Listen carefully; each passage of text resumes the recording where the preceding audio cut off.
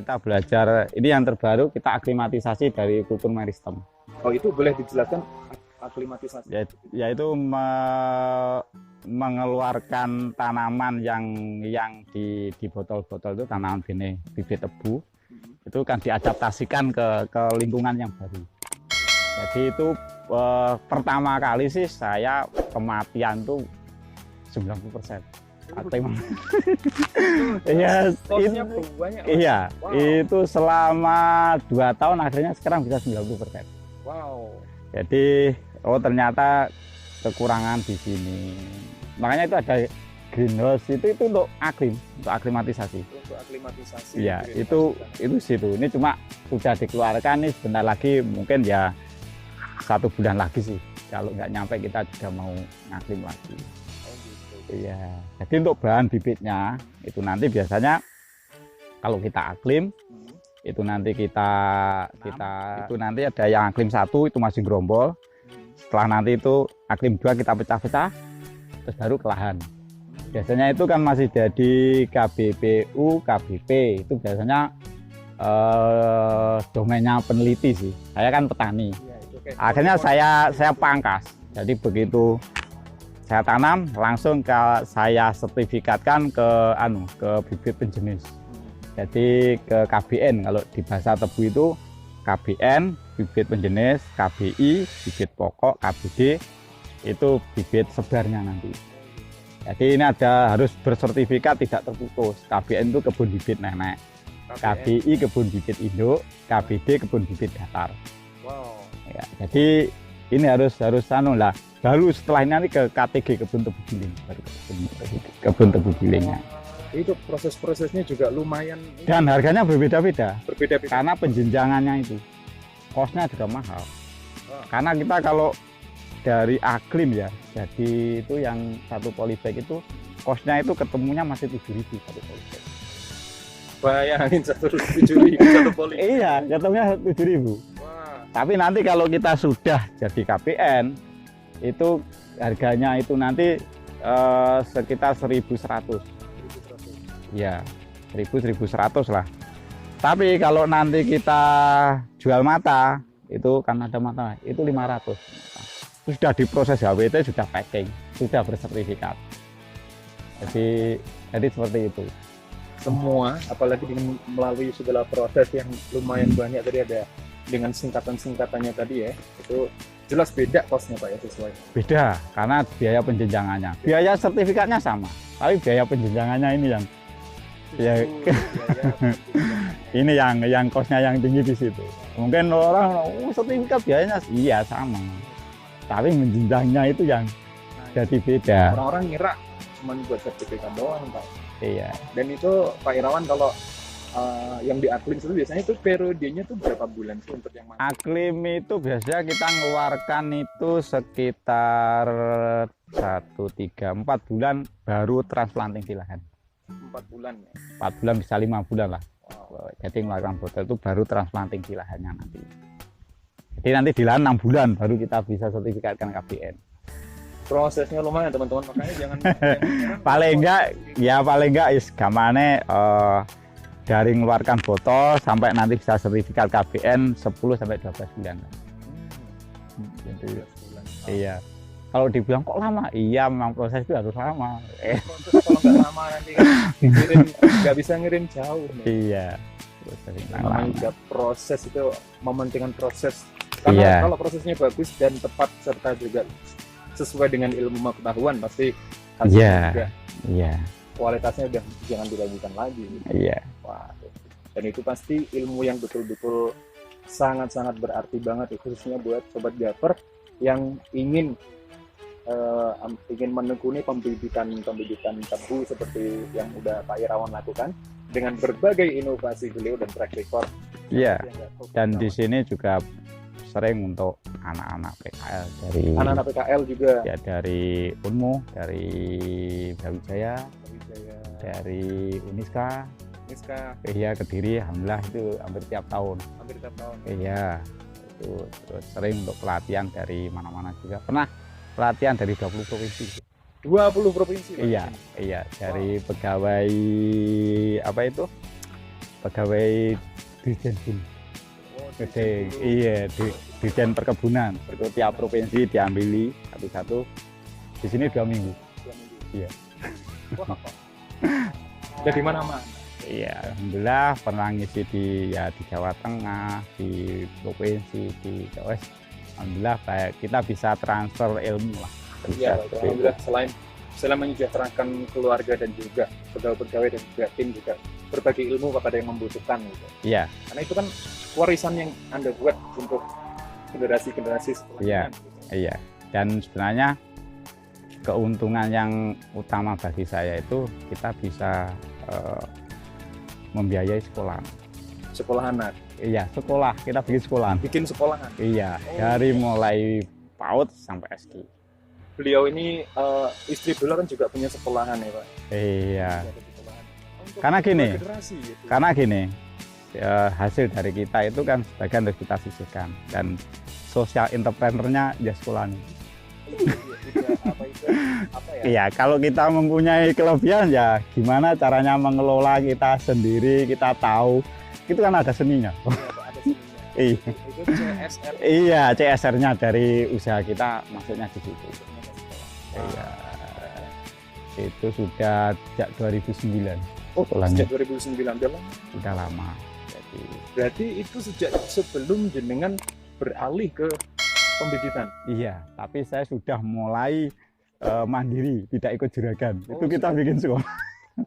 Itu nekat ya? Bukan cuma nekat, Oh, iya. habis-habisan itu. Habis-habisan ya. Jadi beliau belum sukses seperti sekarang udah Iya. ke situ. Iya. Legasi sekolah itu. Iya, walaupun akhirnya dari keluarga juga ada yang membantu juga.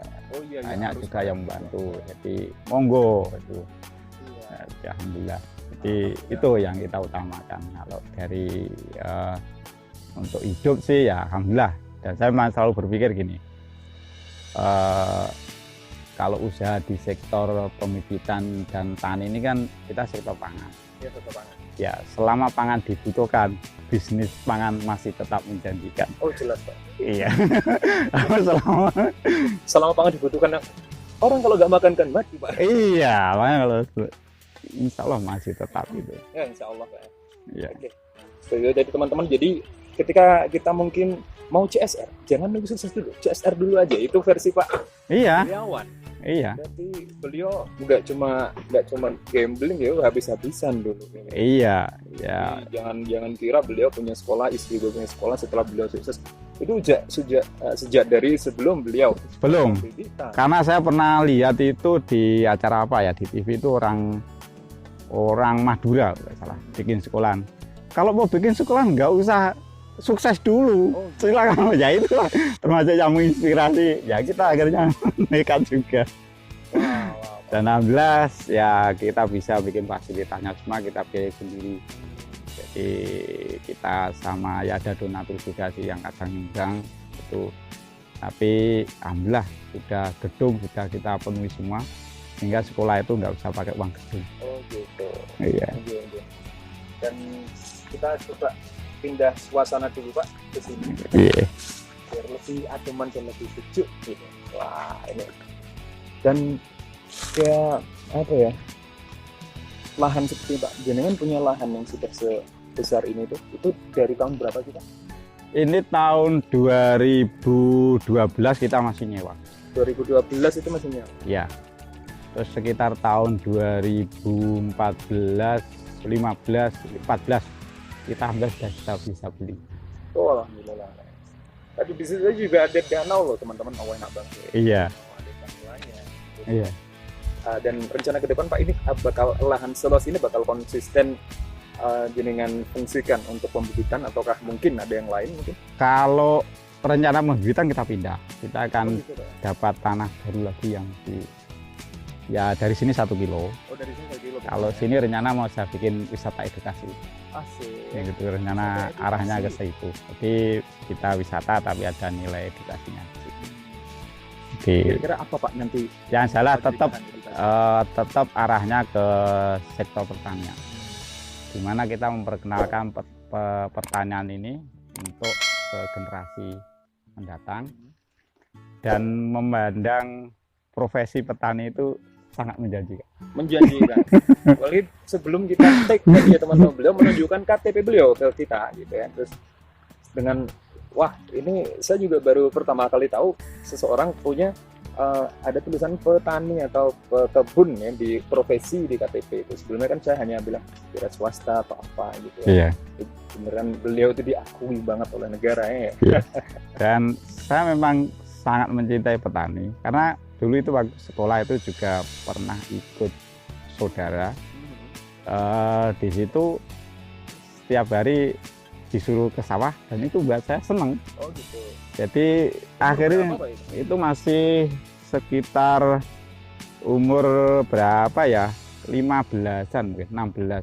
Oh, 16. Iya. Iya, itu masih sering disuruh. Tapi saya seneng. Itu ada seneng. Terus akhirnya berlanjut ikut juragan itu. Jadi alhamdulillah dari situ saya banyak punya ilmu gimana kita menanam dengan produktivitas tanaman tebu itu bisa 2 kali lipat gimana caranya. Jadi kalau ini mungkin bisa panen itu cuma setahun mungkin 1000 kintal, gimana kita 1 tahun bisa 2000, kita bisa menghemat waktu 1 tahun. Berarti seharusnya kalau pemerintah ingin swasembada gula, kejar intensifikasi. Jangan dikasih, jangan ekstensifikasi. Jadi maksimalkan lahan. Jadi kalau sama-sama 1 hektar keluar 1000, gimana caranya agar keluar 2000 kintal? Harusnya mikirnya seperti itu kan? Iya. Karena mau nggak mau sekarang lahan kan juga kita akan berbeda juga. Betul. Jadi ada yang untuk rumah, ada yang untuk jalan, ada yang untuk pabrik. Iya. Jadi gimana kedepannya kita harus memikirkan itu. Iya, saya coba salah satunya dengan inovasi kita memakai pembibitan ini.